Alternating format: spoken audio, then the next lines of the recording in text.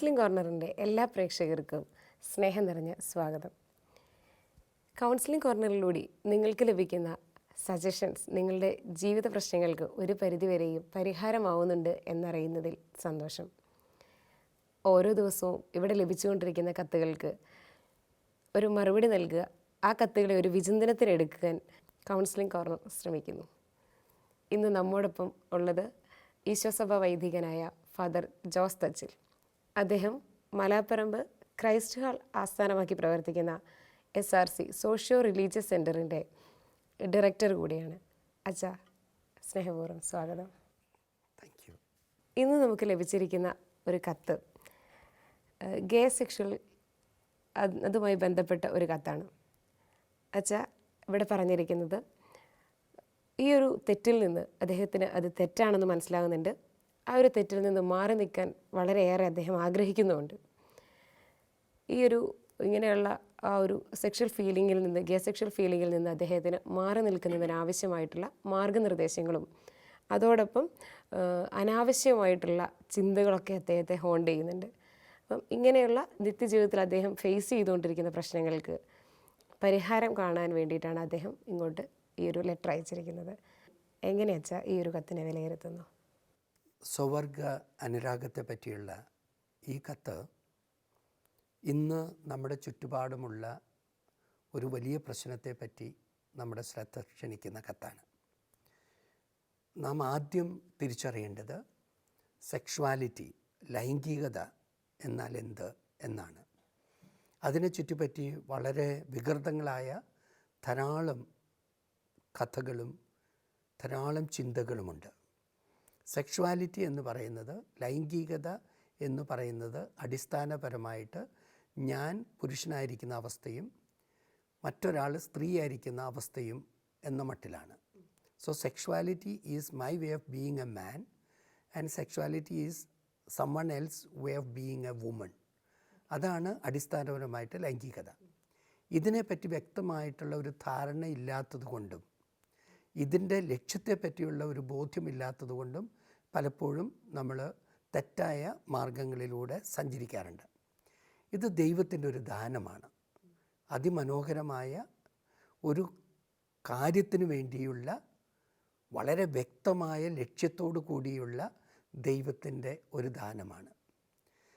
അതാണ് ആദ്യമായിട്ട് നാം അറിയേണ്ടുന്ന ഒരു പ്രധാനപ്പെട്ട കാര്യം. അത് മനോഹരം കൂടിയാണ്. നമ്മുടെയൊക്കെ ജീവിതത്തിൻ്റെ തുടക്കവും വളർച്ചയും ഈ ഒരു സ്നേഹത്തിൻ്റെ അനുഭവത്തിൽ നിന്നാണ് എന്ന് നമുക്കറിയാം. അതിൻ്റെ അർത്ഥം എന്താണ്? ഒരു കുഞ്ഞുണ്ടാകുക, ദൈവത്തിൻ്റെ സ്നേഹത്തിൽ ഒന്നാകുക, ഇതാണ് ലൈംഗികതയുടെ ലക്ഷ്യം. ആ ലക്ഷ്യം നിറവേറ്റാത്തതൊക്കെയും, ആ ലക്ഷ്യത്തിലേക്ക് നമ്മെ നയിക്കാത്തതൊക്കെയും വൈകൃതങ്ങളാണ്. അത് നാം തീർച്ചയായിട്ടും വർജ്യമായിട്ട് കരുതേണ്ടുന്ന വസ്തുതയാണ്. ഒരു മനുഷ്യ ലൈംഗികതയുടെ ലക്ഷ്യം എന്ന് പറയുന്നത് പരസ്പരം ഇണയാകുക, തുണയാകുക എന്നതാണ്. ഇണയാകാൻ സാധിക്കാത്തതൊന്നും ലൈംഗികതയുടെ ദൈവ ലക്ഷ്യത്തിൻ്റെ പരിധിയിൽ വരുന്നതല്ല എന്ന് നമ്മൾ തിരിച്ചറിയണം. അങ്ങനെ നമ്മൾ തിരിച്ചറിഞ്ഞാൽ ഇത് 100% ദൈവത്തിൻ്റെ ലക്ഷ്യത്തിന് യോജിക്കാത്തതായതുകൊണ്ട് വർജ്യമാണെന്നും അത് നിർബന്ധമായിട്ടും അതിൽ നിന്ന് നാം മാറി നിൽക്കണം എന്നുകൂടി വരുന്നു. ഓക്കെ, ദൈവത്തിൻ്റെ, അതായത് ലൈംഗികത എന്ന് പറയുന്നത് ദൈവത്തിൻ്റെ ദാനമാണെന്നും അത് കൂടുതൽ സ്നേഹിക്കപ്പെടാനും സ്നേഹിക്കുവാനും അതുപോലെ തന്നെ അടുത്തൊരു തലമുറയ്ക്ക് ജന്മം നൽകാനുമുള്ളതാണെന്നും അതിന് വിപരീതമായിട്ടുള്ള, അതായത് ദൈവത്തിൻ്റെ പദ്ധതി അങ്ങനെയാണെന്നും അതിന് വിപരീതമായിട്ടുള്ളതെല്ലാം തിന്മയാണ്, തെറ്റാണ്, നാം മാറി നിൽക്കേണ്ടതാണ് എന്നൊരു 100%. ഇപ്പോൾ ഒന്ന് പ്രകൃതിയിലേക്ക് നോക്കിയാൽ തന്നെ ഇത് വളരെ വ്യക്തമാണ്. ദൈവത്തിൻ്റെ ലക്ഷ്യം എന്താണ്, ദൈവത്തിൻ്റെ പദ്ധതി എന്താണ് എന്ന് ഈ പ്രകൃതി തന്നെ നമ്മെ പഠിപ്പിക്കും. ആൺസസ്യങ്ങളുണ്ട്, പെൺസസ്യങ്ങളുണ്ട്, ആൺമൃഗങ്ങളുണ്ട്, പെൺമൃഗങ്ങളുണ്ട്. ഇവർ പരസ്പരം ഇണയാകുമ്പോഴാണ് പുതിയൊരു തലമുറ ഉണ്ടായി വരിക. അപ്പോൾ പ്രകൃത്യാപരമായിട്ട് ദൈവത്തിൻ്റെ പ്രകൃതിയുടെ സംവിധാനം ഈ ഒരു പ്രത്യേക ലക്ഷ്യത്തെ അടിസ്ഥാനമാക്കിയുള്ളതാണ് എന്ന് നമുക്ക് കാണാൻ സാധിക്കും. അതുകൊണ്ടാണ് ഞാൻ നേരത്തെ പറഞ്ഞത്, മനുഷ്യൻ്റെയും സ്ത്രീ പുരുഷ വംശത്തിലുള്ള സൃഷ്ടിക്കപ്പെട്ട മനുഷ്യൻ്റെയും പരമപ്രധാനമായ ദൈവ ലക്ഷ്യം ഇതാണ് എന്ന്. പക്ഷെ പലപ്പോഴും നമ്മൾ പല കാരണങ്ങൾ കൊണ്ട് മറ്റൊരു തരത്തിൽ ദുരുപയോഗം ചെയ്യുന്ന ഒരു വസ്തുത കൂടിയാണ് നമ്മുടെ ലൈംഗികത. അച്ഛാ, ഇങ്ങനെയൊക്കെ ആണെങ്കിൽ കൂടി ഒരുപാട് ആളുകൾ ഇങ്ങനെ സ്വർഗ്ഗഭോഗം പോലെയുള്ള അല്ലെങ്കിൽ ഇതുപോലെയുള്ള തിന്മകളിലേക്കൊക്കെ കടന്നു പോകുന്നുണ്ട്. എന്തായിരിക്കും അച്ഛാ അതിൻ്റെ ഒരു സൈക്കോളജിക്കൽ മോട്ടീവ് എന്തായിരിക്കും? അതിന് കുറേ കാരണങ്ങളുണ്ടാവാം.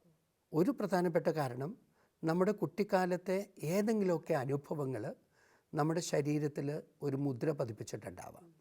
ഇതുമായിട്ട് ബന്ധപ്പെട്ട ആ മുദ്രയിൽ നമ്മൾ ചിലപ്പോഴെങ്കിലും നമ്മുടെ ശരീരം അതിലേക്ക് ആകർഷിക്കപ്പെടുകയും അങ്ങനെ നാം ഇങ്ങനെ ഒരു അനാരോഗ്യകരമായ പ്രവണതയിലേക്ക് വീഴാറുണ്ട്. മറ്റൊരു പ്രധാനപ്പെട്ട കാര്യം ഒരു ആത്മരതിയാണ്. ഞാൻ എന്നിൽ തന്നെ സുഖം കണ്ടെത്താനുള്ള എൻ്റെ ശ്രമത്തിൻ്റെ ഭാഗമായിട്ട് കൂടി ഇത് ഉണ്ടായി വരാറുണ്ട്. അതുകൊണ്ട് തന്നെ നമ്മൾ ഏത് തലത്തിലാണ് ഇപ്പോൾ എത്തി നിൽക്കുന്നത് എന്നതിനെ പറ്റിയുള്ള വ്യക്തമായ ഒരു ധാരണ നമുക്കുണ്ടാവണം. അല്ലെങ്കിൽ നമുക്കൊരു കാരണവശാലും ഇതിൽ നിന്ന് രക്ഷപ്പെടാൻ പറ്റി എന്ന് വരില്ല. പരിഹാരം അത്ര എളുപ്പമൊന്നുമല്ല, പക്ഷെ സാധ്യമാണ്. അതിന് ഏറ്റവും പ്രധാനമായി വേണ്ടത് ശരിയായിട്ടുള്ള മോട്ടിവേഷനാണ്, ശരിയായിട്ടുള്ള പ്രചോദനമാണ്. ഞാൻ എന്തുകൊണ്ട് ഇതിൽ നിന്ന് പിന്മാറണം എന്നതിനെ പറ്റിയുള്ള ഒരു ബോധ്യം. അതാണ് നമ്മൾ മോട്ടിവേഷൻ എന്നതുകൊണ്ട് ഉദ്ദേശിക്കുന്നത്. അതൊരു പക്ഷേ നമ്മുടെ കുടുംബത്തെ പറ്റിയുള്ള നമ്മുടെ സ്നേഹമാവാം, കുടുംബത്തെ പറ്റിയുള്ള നമ്മുടെ ചിന്തയാവാം, പങ്കാളിയെ പറ്റിയുള്ള നമ്മുടെ സ്നേഹവും സമർപ്പണവുമാവാം. ഇങ്ങനെ ഏതെങ്കിലും തരത്തിൽ വളരെ ശക്തമായ ഒരു പ്രചോദനം ഇത്തരത്തിലുള്ള തെറ്റായ ഒരു പ്രവണതയെ കൈകാര്യം ചെയ്യാനായിട്ട് നമ്മളെ സഹായിക്കും. മറ്റൊരു പ്രധാനപ്പെട്ട കാര്യം ചിന്തിക്കേണ്ടുന്നത്, ഇതിൻ്റെ മോചനത്തിന് ആത്മസമർപ്പണം അനിവാര്യമാണ്. ഗലാത്യക്കാർക്ക് എഴുതിയ ലേഖനത്തിൽ വിശുദ്ധ പൗലോസ്ലീഹ 5-ാം അധ്യായം 24-ാം വാക്യത്തിൽ പറയും, ആത്മാവിൽ ജീവിക്കുന്നവർ ചിലത് വിട്ടുകളയാൻ വിളിക്കപ്പെട്ടവരാണ് എന്ന്. We are called to live in the spirit. അപ്പം മനുഷ്യൻ്റെ ആത്യന്തികമായ സ്വത്വം എന്ന് പറയുന്നത് ആത്മാവിൻ്റെ നന്മയുടെ അടിസ്ഥാനമാണ്. അങ്ങനെ ആത്മാവിൽ ജീവിക്കുന്നവർ ആ ആത്മാവിൻ്റെ വിശുദ്ധിയിൽ ജീവിക്കാൻ മറ്റു ചില കാര്യങ്ങൾ വിട്ടുകളയേണ്ടുന്ന ആവശ്യമുണ്ട്. നീ നിന്നെ തന്നെ ഉപേക്ഷിച്ച് എൻ്റെ കുരിശുമെടുത്ത് എൻ്റെ പിന്നാലെ വരട്ടെ എന്ന് യേശു പറയുമ്പോൾ നമ്മുടെ സ്വാർത്ഥതകളുടെ ഒരു വലിയ ലോകത്തെ ഉപേക്ഷിക്കാൻ വേണ്ടി മാത്രമല്ല, നമ്മുടെ ആത്മരതിയുടെയും നമ്മുടെ ജീവിതത്തിൻ്റെ അടിസ്ഥാനപരമായ ഇഷ്ടങ്ങളുടെയും കൂടി നിഷേധമാണ് അവിടുന്ന് അർത്ഥമാക്കുക. മറ്റൊരു പ്രധാനപ്പെട്ട കാരണം ഇങ്ങനെയുള്ള ഒരു വ്യതിചലനത്തിന്, ഞാൻ മറ്റുള്ളവരിൽ നിന്ന് വ്യത്യസ്തനാണ്, ഐ ആം വെരി സ്പെഷ്യൽ എന്നുള്ളൊരു ചിന്തയാണ്. Therefore I can afford to be like this.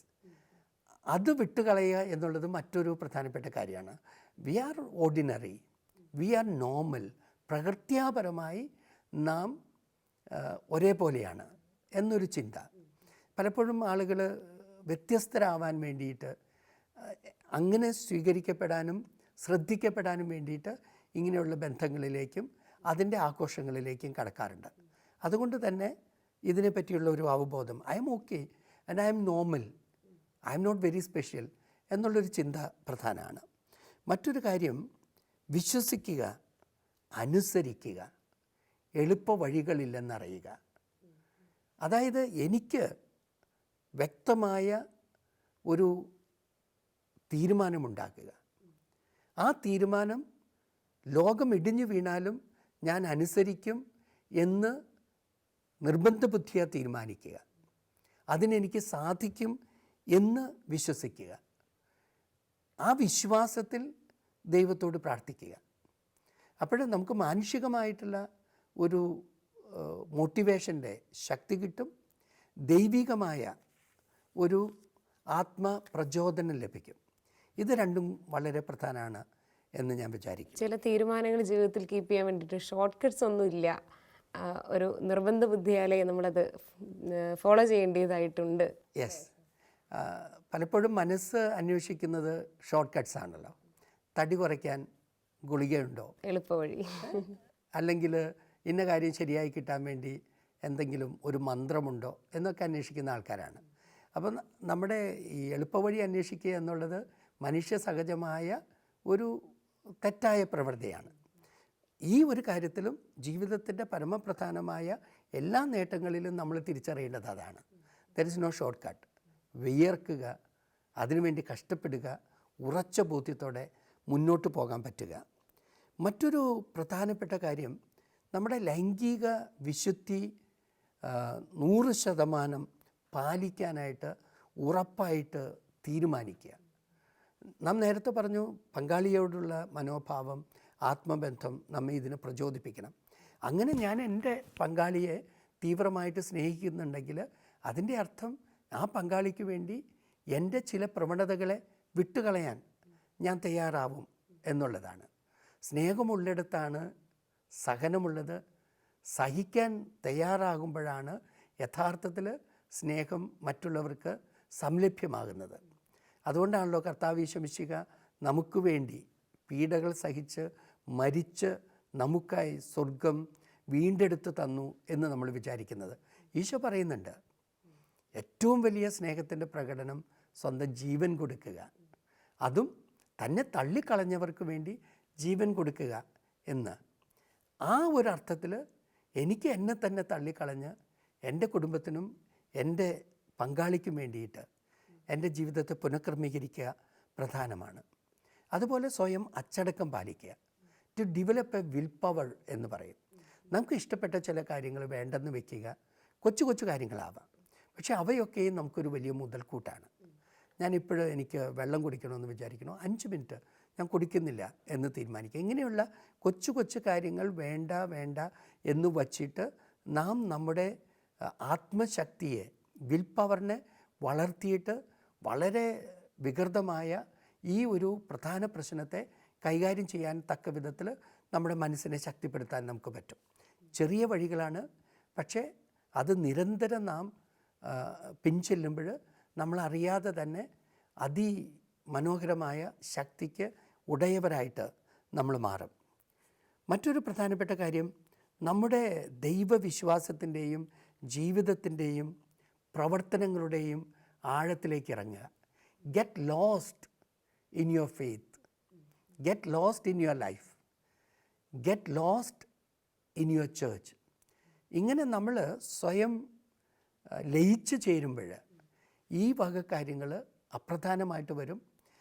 അതുകൂടാതെ ഇങ്ങനെ ആയിരിക്കുക അപശബ്ദമായ എന്തോ ആണ് എന്നതിനെ പറ്റിയുള്ള ഒരു ധാരണ നമുക്ക് കൈവരും. നാം കൂടി പ്രവർത്തിക്കുന്ന ഈ വ്യക്തികളും സഭയിലും അല്ലെങ്കിൽ ജീവിതമൊക്കെ ഇതിനെ നേർനിൽക്കാനും മറുത്ത് തോൽപ്പിക്കാനും നമുക്ക് ശക്തി തരും. അതുപോലെ തന്നെ നമ്മുടെ ജീവിത പങ്കാളിയോട് 100% ആത്മാർത്ഥതയും കൂറും പ്രഖ്യാപിക്കുക, അത് ജീവിക്കുക. യാഥാർത്ഥ്യബോധത്തോടുകൂടെ ഇതിൽ നിന്ന് രക്ഷപ്പെടാനുള്ള വളരെ വ്യക്തമായൊരു പ്ലാൻ തയ്യാറാക്കുക. How am I going to escape from this? ആദ്യം ഞാൻ ഇന്നത് ചെയ്യാൻ പോകുന്നു, ഇങ്ങനെ തീരുമാനിക്കുന്നു. ഇത് നടപ്പിലാക്കാൻ ഇന്ന കാര്യങ്ങൾ, 1ാമത്തെ സ്റ്റെപ്പ്, 2ാമത്തെ സ്റ്റെപ്പ്, ഇങ്ങനെ എഴുതി വെച്ച് ശരിക്കും ആലോചിച്ച് എൻ്റെ സ്വഭാവത്തിനും എൻ്റെ രീതിക്കും എൻ്റെ പ്രകൃതത്തിനും യോജിച്ച ഒരു നടപടിക്രമം തയ്യാറാക്കുക. അതുകൂടി വളരെ സഹായകമായിട്ട് ചെയ്യാറുണ്ട്. നമ്മളെടുക്കുന്ന തീരുമാനങ്ങളിൽ ഉറച്ചു നിൽക്കാൻ പാകത്തിന് നമ്മളുടെ ബുദ്ധിയെ ക്രമീകരിക്കുക എന്നുള്ള ഒരു ആദ്യപടി. യെസ്. 2, തിരിച്ചു വരാൻ കഴിയുമെന്നുള്ളൊരു ഉറപ്പ്, അല്ലേ അച്ഛാ? ഏത് സമയത്തും അതായത് കുറ്റപ്പെടുത്ത അല്ലെങ്കിൽ ഒരു തെറ്റുപറ്റി എന്നുള്ള ഒരു ഫീലിങ്ങിൽ നമ്മൾ നിന്നു പോകേണ്ടവരല്ല. ഒരു പുനരുദ്ധാനത്തിൻ്റെ ചിന്ത, ഇവിടെ നിന്ന് എനിക്ക് തുടങ്ങാൻ പറ്റും, പ്രതീക്ഷയുടെ നല്ല ചിന്തകളുമായിട്ട് മുമ്പോട്ട് പോകാൻ നമുക്ക് കഴിയും എന്നുള്ളൊരു ഉറപ്പ്. യെസ്. ഇതിലും തീവ്ര പാപികളായ അനേകായിരം പേരുടെ ഹൃദയത്തെ തൊട്ട് വളർത്തിയ ദൈവത്തിൻ്റെ മക്കളാണ് നമ്മൾ. യേശുവിൻ്റെ സഹോദരന്മാരാണ് നമ്മൾ, സഹോദരിമാരാണ് നമ്മൾ. അപ്പം നമുക്കുള്ള കരുത്ത് നമ്മൾ കുറച്ച് കാണുക ശരിയല്ല. വിശുദ്ധ അഗസ്തീനോസിൻ്റെ ജീവിതം നമുക്കറിയാം. ഏറ്റവും വലിയ പാപിയായിരുന്ന ഒരു മനുഷ്യനെ അറിയപ്പെടുന്ന നന്മയുടെ സ്വരൂപമായ വിശുദ്ധനാക്കി മാറ്റിയ തമ്പുരാനാണ് നമുക്കുള്ളത്. അതിൻ്റെ ഏറ്റവും വലിയ അകക്കരുത്ത് അമ്മച്ചിയുടെ പ്രാർത്ഥനയാണ്. അപ്പോൾ പ്രാർത്ഥന ഒരു തീവ്രമായ മാറ്റത്തിനുള്ള ഉപാധിയാണ് എന്നുകൂടി നമ്മൾ മറക്കാതിരിക്കുക. അതിൻ്റെ കൂടെ നമ്മൾ മറ്റു ചില കാര്യങ്ങൾ ചെയ്യേണ്ടതുണ്ട്. വീഴ്ചയ്ക്ക് കാരണമാകുന്ന ആളുകളിൽ നിന്നും സാഹചര്യങ്ങളിൽ നിന്നും നമ്മൾ അകലം പാലിക്കുക പ്രധാനം. അതുപോലെ വികാരപ്രധാനമായ ഒരു ജീവിത രീതിയിൽ നിന്ന് വിചാരപ്രധാനമായ ഒരു ജീവിത രീതിയിലേക്ക് ചുവട് മാറ്റുക. പലപ്പോഴും നമ്മൾ ചിലരുണ്ട് എല്ലാ പ്രശ്നങ്ങളെയും വളരെ വികാരപരമായിട്ടാണ് സമീപിക്കുക. അതിന് പകരം വിചാരത്തിന് പ്രാധാന്യം കൊടുത്ത് റീസണിങ്ങിന്, ഞാൻ മുമ്പ് ഏതോ ഒരു സംഭാഷണത്തിൽ പറഞ്ഞതുപോലെ വിചാരത്തിന് പ്രാധാന്യം കൊടുത്ത് മുന്നോട്ട് പോകാൻ സാധിക്കുമ്പോൾ നമ്മളറിയാതെ തന്നെ ഈ ഒരു ദുർപ്രേരണയിൽ നിന്ന് നമുക്ക് മോചനം കിട്ടും.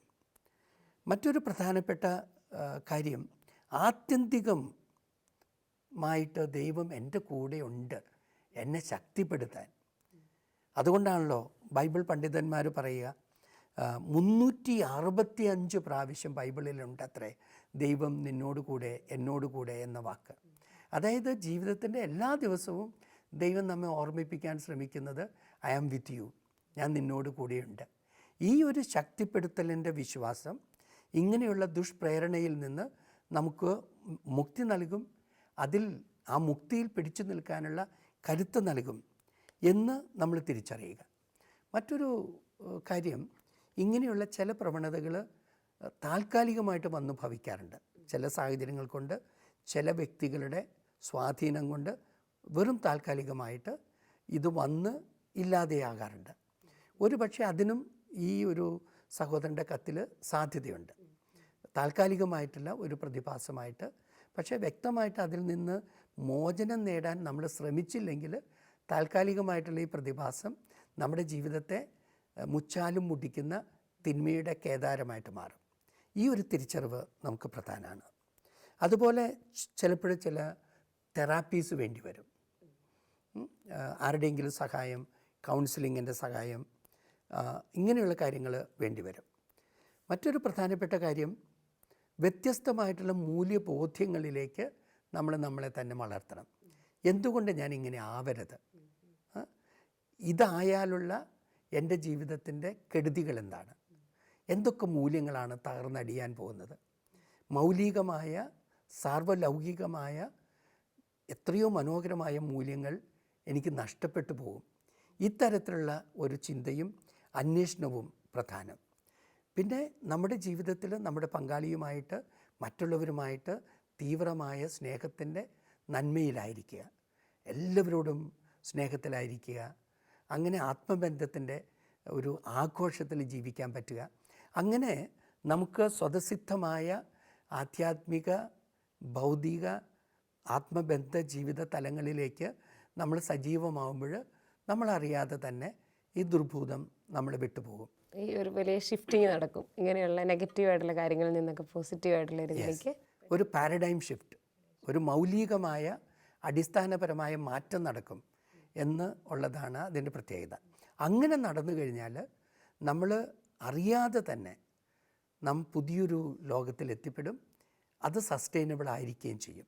അത് നിലനിൽക്കുന്ന ഒന്നായിട്ട് ആയിത്തീരും. ഈ കത്തിൽ ഒരു കാര്യം കൂടി ഞാൻ ശ്രദ്ധയിൽ കൊണ്ടുവരുന്നതാണ്, അദ്ദേഹം പറഞ്ഞിട്ടുണ്ട്, അതായത് അദ്ദേഹം വളരെ നെഗറ്റീവാണ്. അതായത് ഈ ഒരു ഇങ്ങനെയുള്ള തോട്ട് ഉണ്ടാകുന്ന സമയത്തോ അല്ലെങ്കിൽ അത് ഇൻവോൾവ് ചെയ്യുന്ന സമയത്തോ ഒന്നും അതിനൊക്കെ അപ്പുറത്തേക്ക് അതിനുശേഷം അദ്ദേഹം വളരെ നെഗറ്റീവാണ്, അദ്ദേഹത്തിൻ്റെ വളരെ പേടി അദ്ദേഹത്തിന് ഉണ്ടാവാറുണ്ട്.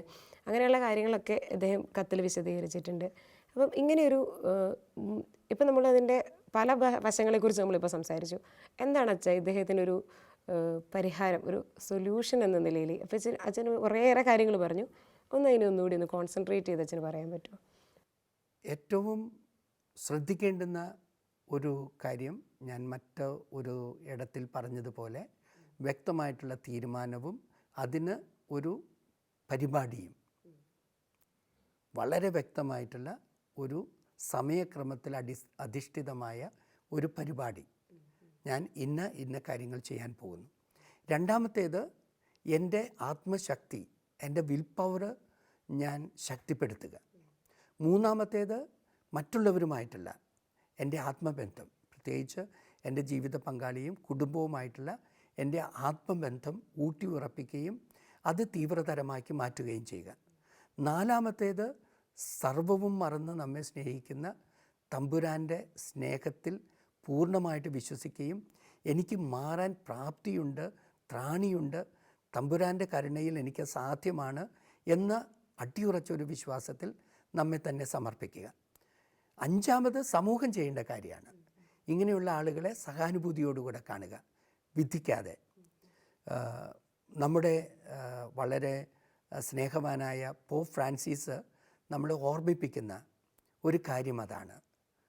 യേശു മുമ്പ് നമ്മളെ ഓർമ്മിപ്പിച്ച ഒരു കാര്യം അദ്ദേഹം വീണ്ടും മറ്റ് വാക്കുകളിൽ നമ്മെ ഓർമ്മിപ്പിക്കും. You always love the sinner and hate the sin. അപ്പോൾ ഇങ്ങനെയുള്ള ആളുകളെ സഹാനുഭൂതിയോടെ കാണുകയും അവരെ ജഡ്ജ് ചെയ്യാതെ, വിധിക്കാതെ സഹായിക്കുകയും ചെയ്യുക. ഇതിനൊക്കെ അപ്പുറമാണ് വ്യക്തമായ ജീവിതത്തിലൊരു ലക്ഷ്യമുണ്ടാക്കുക. ദൈവം നൽകിയിരിക്കുന്ന അനന്യമായൊരു നമ്മളുടെ ശരീരത്തോട്, ദൈവം വസിക്കുന്ന ഈ ആലയത്തെക്കുറിച്ചുള്ള കൂടുതൽ ബോധ്യങ്ങൾ നമ്മളുടെ ജീവിതത്തിൽ ഉണ്ടാക്കിയെടുക്കാൻ ശ്രമിക്കുന്നതും ഇങ്ങനെയുള്ള തിന്മകളിലേക്ക് പോകാതെ മാറി നിൽക്കുന്നതിന് നമ്മെ സഹായിക്കും അല്ലേ അച്ഛാ? തീർച്ചയായിട്ടും ബ്ലെസ്സി. കാരണം നമുക്ക് ദൈവം തന്നിരിക്കുന്ന ഏറ്റവും മനോഹരമായ ഒരു അനുഭവമാണ് നമ്മുടെ ശരീരവും നമ്മുടെ വ്യക്തിത്വവും. ആ വ്യക്തിത്വത്തെ നഷ്ടപ്പെടുത്തിയാൽ നമ്മുടെ ജീവിതത്തിൽ തന്നെ അതൊരു നികത്താനാവാത്ത നഷ്ടമെന്ന് മാത്രമല്ല, നമ്മുടെ ജീവിതങ്ങളുടെ സന്തോഷങ്ങൾ കെട്ടുപോകും. അപ്പോൾ ദൈവത്തിൻ്റെ ആലയമായ ശരീരത്തിനെയും മനസ്സിനെയും ശുദ്ധമാക്കി സൂക്ഷിക്കുക എന്നുള്ളത് പരമപ്രധാനം. രണ്ടാമത്തേത്, ഏറ്റവും വികൃതമായ നമ്മുടെ സ്വത്വത്തിനും പ്രകൃതിക്കും പ്രകൃതത്തിനും വിരുദ്ധമായ ഇതിനെ 100% ഉറച്ച ബോധ്യത്തോടുകൂടെ നിഷ്കരുണം എന്ന് പറയാവുന്ന തരത്തിൽ വർജിക്കുക. അങ്ങനെ ഒരു തീരുമാനത്തിലേക്ക് നമ്മൾ എത്തുമ്പോൾ നമ്മളറിയാതെ തന്നെ നമ്മുടെ മനസ്സും ശരീരവും അതിനുവേണ്ടി ഒരുങ്ങും. മനഃശാസ്ത്രം പറയുന്ന ഒരു സത്യമുണ്ട്. നാം വളരെ തീവ്രമായിട്ട് ഒരു കാര്യം ആഗ്രഹിക്കുകയും അതിനായി തീരുമാനമെടുക്കുകയും ചെയ്യുമ്പോൾ നമ്മുടെ ആത്മാവും മനസ്സും ശരീരവും നമ്മുടെ ചുറ്റുപാടുകളും ലോകവും നമുക്ക് വേണ്ടി പ്രവർത്തിക്കുമെന്ന്. അങ്ങനെ ഒരു തീരുമാനമെടുത്ത് പ്രവർത്തിക്കാൻ ഈ സഹോദരന് ഒരു തീവ്രമായ ആഗ്രഹമുണ്ട് അതിൽ നിന്ന് മാറാൻ. പക്ഷേ ഇങ്ങനെ ഒരു തീരുമാനമെടുത്ത് പ്രവർത്തിക്കാനായിട്ടുള്ള ഒരു ദൈവകൃപ നമ്മൾ പ്രാർത്ഥിക്കുക. മറ്റൊരു കാര്യം ഓർക്കുക, ഈ സഹോദരൻ ഇതിനെ കൈകാര്യം ചെയ്തില്ലെങ്കിൽ ജീവിതത്തിൻ്റെ വളരെയേറെ സങ്കടങ്ങൾക്ക്, ദുഃഖങ്ങളാവാം, കോപമാവാം, ബന്ധങ്ങളിലുള്ള തകർച്ചയാവാം, അവനവനോട് തന്നെയുള്ള ഒരു ആത്മനിന്ദയാവാം, ഇങ്ങനെ കുറേയേറെ കാര്യങ്ങളിൽ സ്വയം നഷ്ടപ്പെട്ടു പോകാൻ ഇടയുണ്ടെന്നും അതുകൊണ്ട് തന്നെ ആത്മീയമായിട്ടും മനഃശാസ്ത്രപരമായിട്ടും ഇതിൽ നിന്ന് വിട ചൊല്ലിയേ വയ്യൂ എന്നും ഉറച്ച ബോധ്യം പ്രധാനം. നമുക്ക് ഓരോരുത്തർക്കും ഈ ഒരു വ്യക്തിക്ക് വേണ്ടി അല്ലെങ്കിൽ ഇങ്ങനെയുള്ള ആളുകൾക്ക് വേണ്ടി നമുക്ക് പ്രാർത്ഥിക്കാം.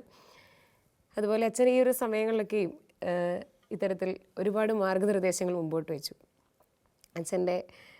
അച്ഛനിപ്പോൾ നമുക്ക് സജസ്റ്റ് ചെയ്തിട്ടുള്ള മാർഗങ്ങളൊക്കെ ഫോളോ ചെയ്യാൻ വേണ്ടിയിട്ട് ശ്രമിക്കുക. ഈ ഒരു സമയം എനിക്ക് നിങ്ങളുടെ ശ്രദ്ധയിൽ കൊണ്ടുവരാൻ ഞാൻ ആഗ്രഹിക്കുന്നത് ഫ്രാൻസിസ് പോപ്പിൻ്റെ ഒരു ചിന്ത കൂടിയാണ്. യുവജനങ്ങളെ, നിങ്ങൾ സന്തോഷം തേടുന്നവരാണ്, എന്നാൽ നിങ്ങൾ തേടുന്ന യഥാർത്ഥമായ സന്തോഷം ക്രിസ്തുവാണ്. ആ ക്രിസ്തുവിൻ്റെ സന്തോഷം നമുക്ക് ഓരോരുത്തർക്കും സെലിബ്രേറ്റ് ചെയ്യാം. അപ്പം ഇന്നത്തെ ഈ ഒരു സമയം ഞങ്ങളുടെ കൂടെ സ്പെൻഡ് ചെയ്ത അച്ഛന് ഏറെ നന്ദി. Thank you very much. Counselling corner ഇതുപോലെയുള്ള നിരവധി പ്രശ്നങ്ങളുമായി നിങ്ങളുടെ മുൻപിലേക്ക് എത്തും. കൗൺസിലിംഗ് കോർണറിൻ്റെ എല്ലാ പ്രിയ പ്രേക്ഷകർക്കും നന്ദി.